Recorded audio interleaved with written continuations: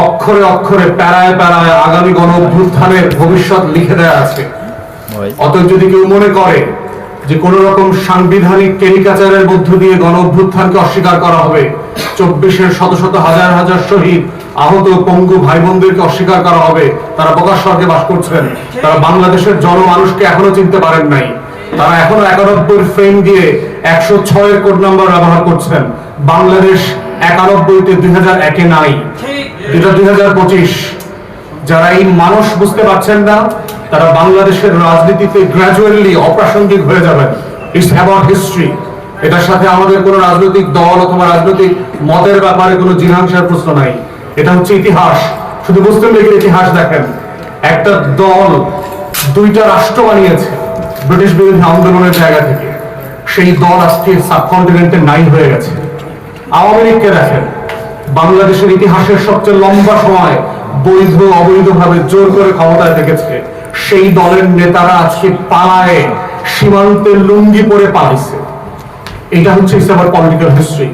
যদি আপনি জনগণকে বুঝতে না পারেন, জনগণের মানুষ বুঝতে না পারেন, জনগণের যে পরিবর্তিত চরিত্র বুঝতে না পারেন, 6 কোটি তরুণদের আকাঙ্ক্ষা বুঝতে না পারেন, তাহলে বাংলাদেশের রাজনীতিতে সে যত বড় রাজনৈতিক দল হোক না কেন, সে নাই হয়ে যাবে। এই নাই হওয়ার ইতিহাস আমরা এই বাংলাদেশের ইতিহাসে বহুবার দেখেছি গত 6-7 দশকের মধ্যে।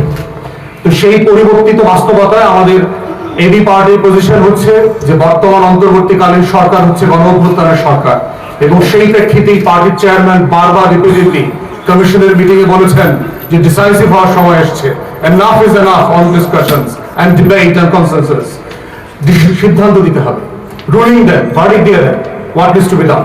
আমরা সবাই সাফিসিয়েন্টলি কথা বলেছি, এবং এটার উপর ভিত্তি করে আগামী দিনে গণভোট হোক, সাংবিধানিক মানে কনস্টিটিউশনাল ফ্রেমের অধীনে কোনো প্রোক্লামেশন হোক, যেই ফ্রেমে আসুক, এই সনদের একটা লিগ্যাল পজিশন পরিষ্কার হয়ে যেতে হবে জাতির কাছে।